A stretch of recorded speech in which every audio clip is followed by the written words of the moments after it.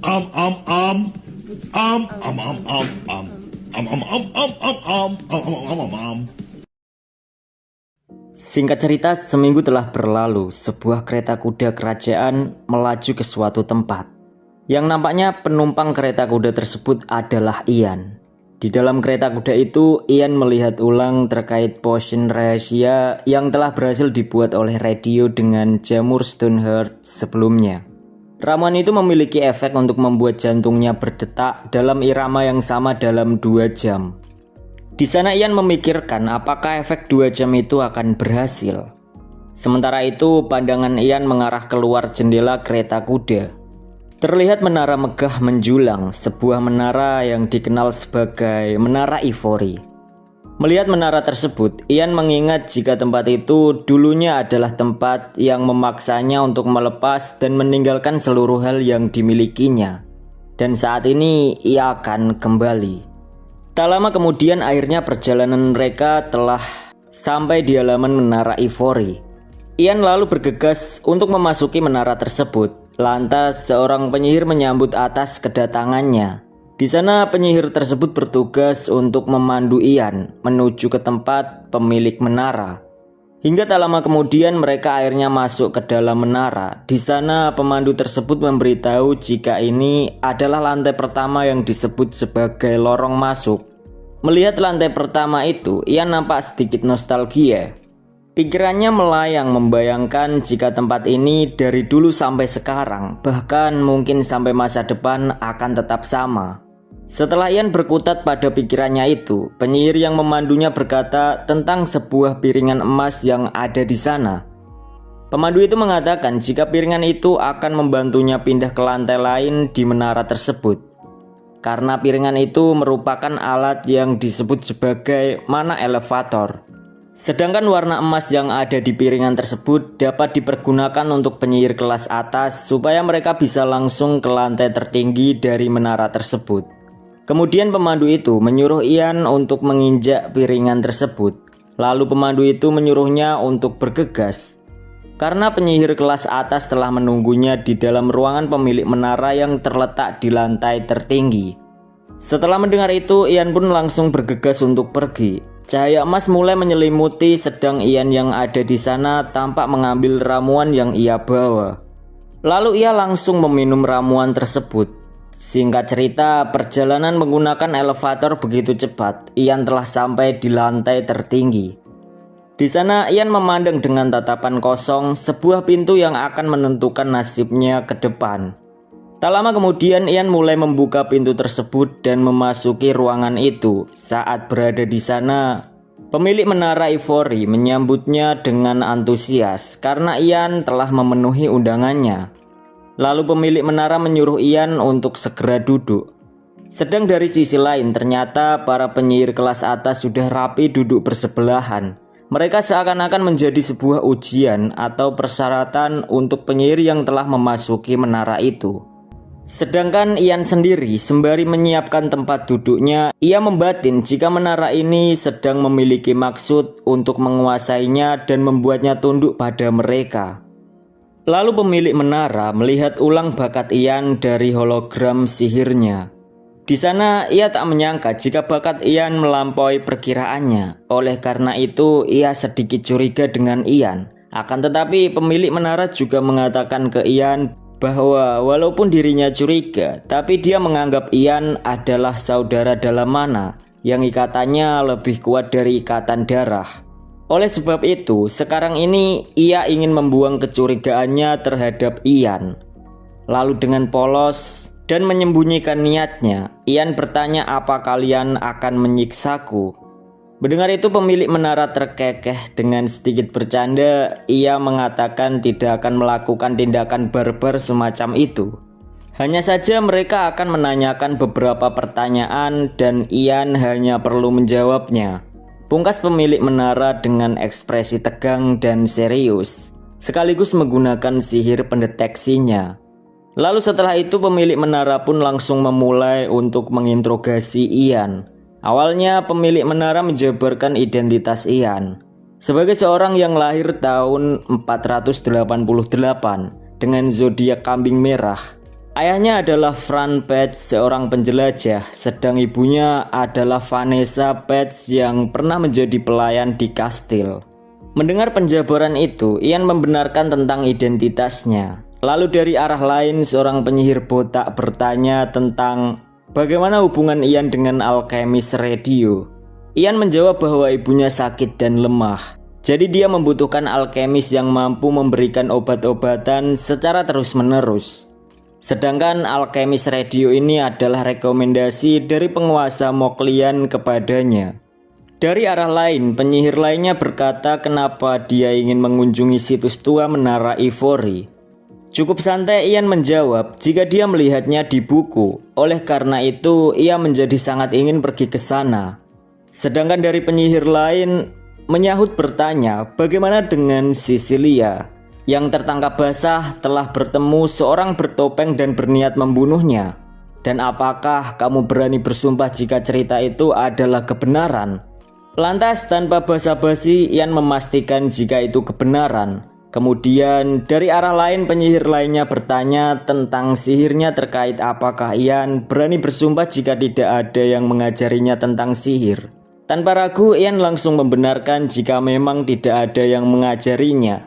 Tapi penyihir itu tetap meragukan karena sebelum-sebelumnya Ian telah mengeluarkan banyak sihir seperti api, pemanggilan, dan es.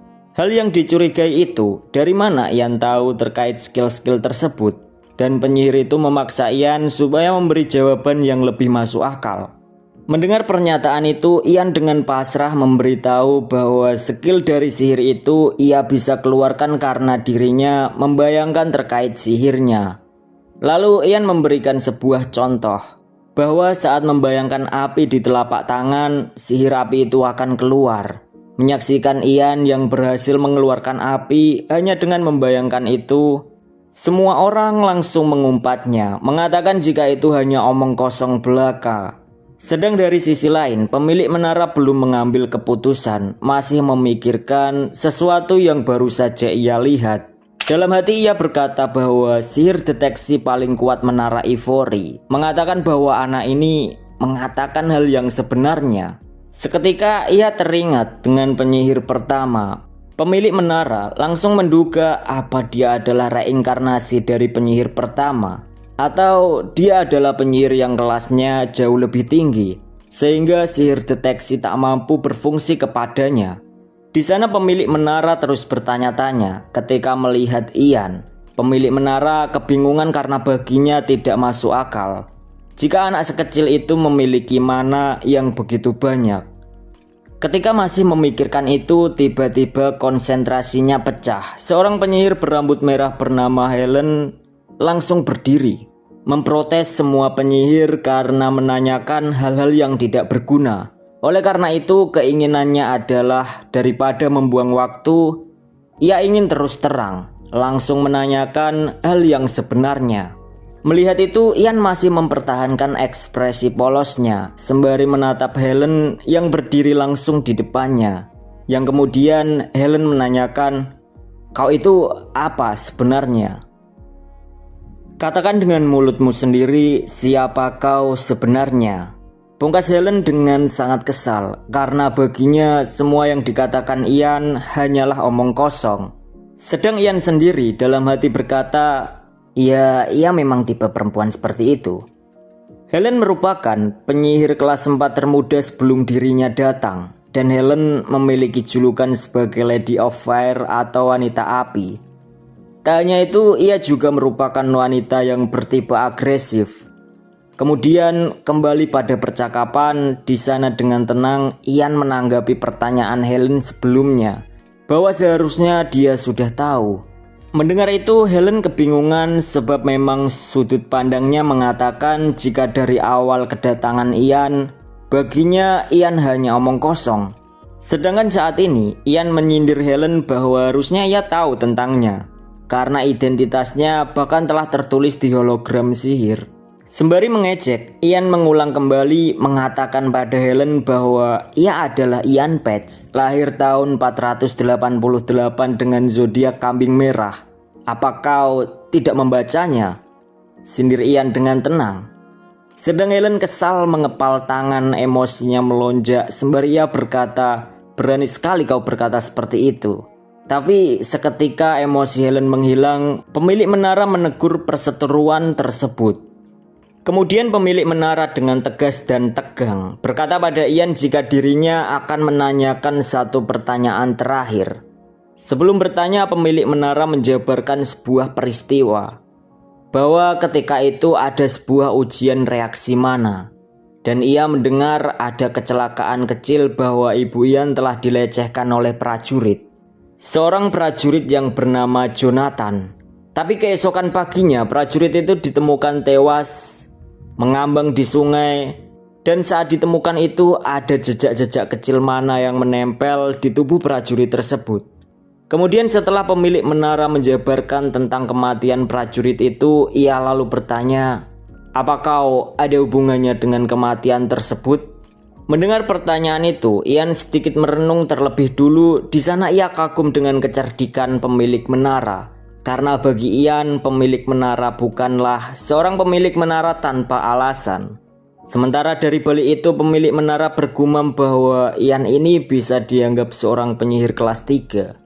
Karena seharusnya di situasi seperti ini orang biasa mungkin sudah kehilangan ketenangannya dan menjadi ketakutan karena disangka sebagai pembunuh. Sementara itu dari sudut pandang Ian, dirinya memikirkan jika irama detak jantungnya stabil justru dia akan lebih dicurigai. Oleh karena itu pertanyaan terakhir, Ian memikirkan apakah ia perlu menghilangkan efek potion rahasia yang sebelumnya telah diminumnya. Tapi benar saja, Ian pun mencoba menghilangkannya. Sembari ia bergumam, "Aku akan memberikan jawaban sesuai yang ingin kalian dengar." Setelah itu sembari berdiri dan gemetar, Ian mengatakan bahwa ia tak tahu apapun tentang kematian prajurit. Sontak semua mata tertuju padanya, mereka tak menyangka akan itu, akan sebuah kebohongan yang diucapkan oleh Ian. Tapi pemilik menara dan yang lain cukup puas karena merasa jika sihir pendeteksi mereka masih berfungsi, karena masih dapat melihat kebohongan dari Ian ini. Lantas karena tak terlalu mempermasalahkan dengan kematian prajurit, pemilik menara berpura-pura mengiyakan saja. Sedang Ian juga mengimbangi dengan melakukan akting terkait dirinya, bahwa memang benar jika dia tak ada hubungannya dengan kematian prajurit. Dan pemilik menara juga mempercayai apa yang dikatakan Ian itu. Di sana pemilik menara juga menyangkal atas laporan bahwa pasti jejak mana di tubuh prajurit yang tewas itu laporannya dibuat-buat, dan ia hanya mungkin tergelincir dari jembatan dan tewas. Pungkas pemilik menara seperti sedang menyindir Ian.